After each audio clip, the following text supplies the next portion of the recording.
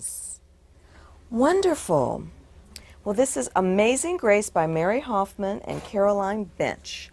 And you know what? I think books are like very good, dear friends. You all have friends, don't you? Yes. Yes. Friends are people that we can learn things from.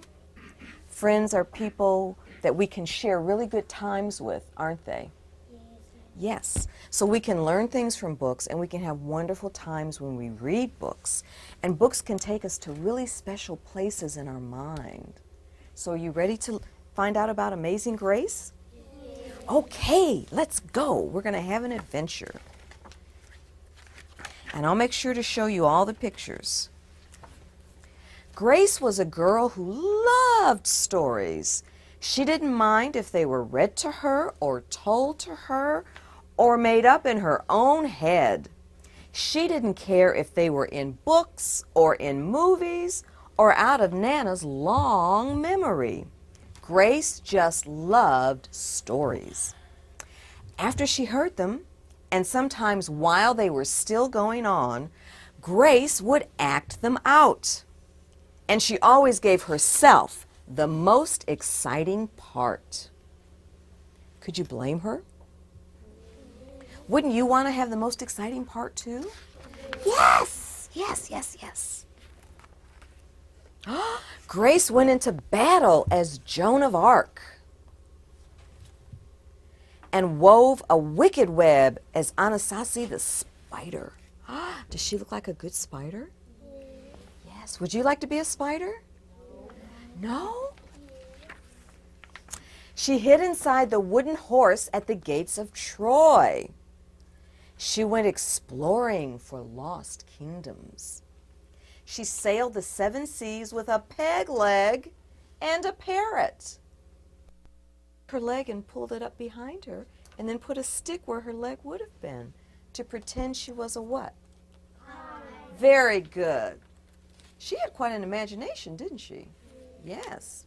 She was Hiawatha sitting by the big sea water and Mowgli in the backyard jungle. She got around, didn't she? Yes. Most of all, Grace loved to act out adventure stories and fairy tales. When there was no one else around, Grace played all of the parts herself. She set out to seek her fortune with no companion but her trusty cat, and found a city with streets paved in gold. Or she was Aladdin, rubbing his magic lamp to make the genie appear.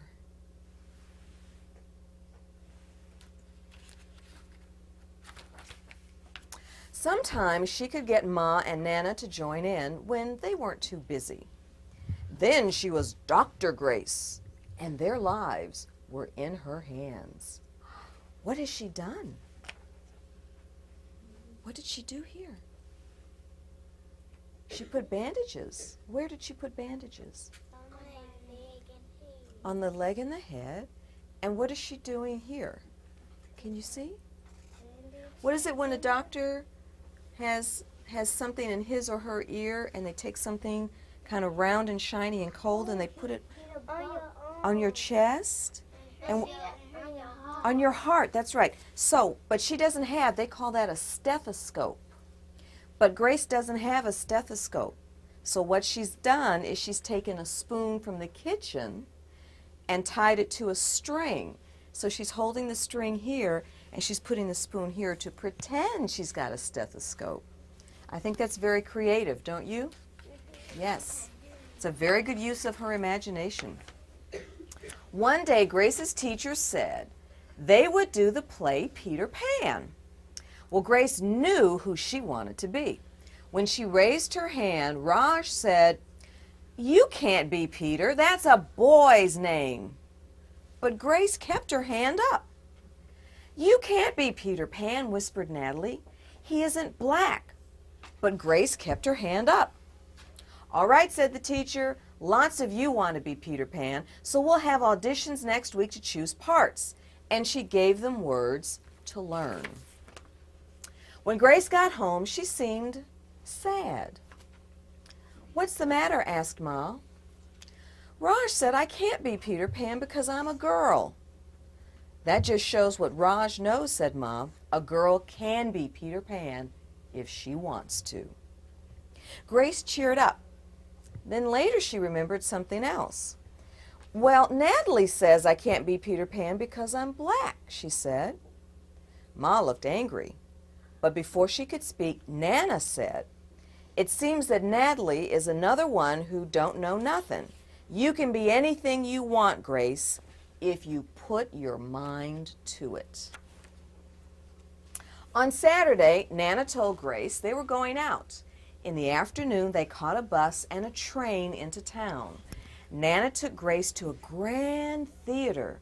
The sign outside read, "Rosalie Wilkins in Romeo and Juliet," in sparkling lights.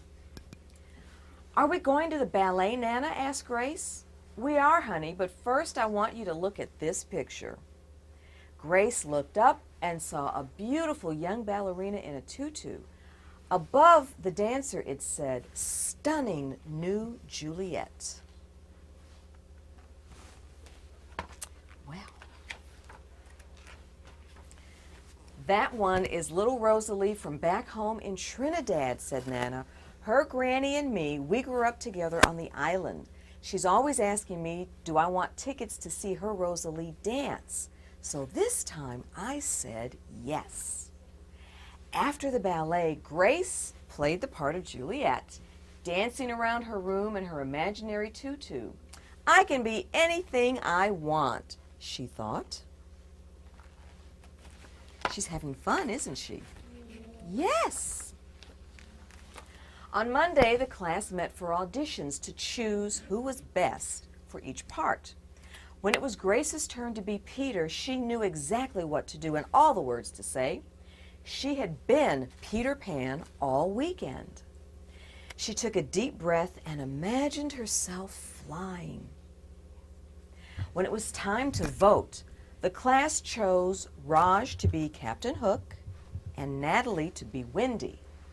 There was no doubt who would be Peter Pan. Everyone voted for Grace. "You are fantastic," whispered Natalie. Look at her. She's very dramatic, isn't she? Yes. A born actress, I think. The play was a big success, and Grace was an amazing Peter Pan. After it was all over, she said, "I feel as if I could fly all the way home."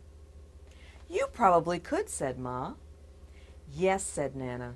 "If Grace put her mind to it, she can do anything she wants." Well, what did you think of that? Did you like it? Let's show our appreciation to the author.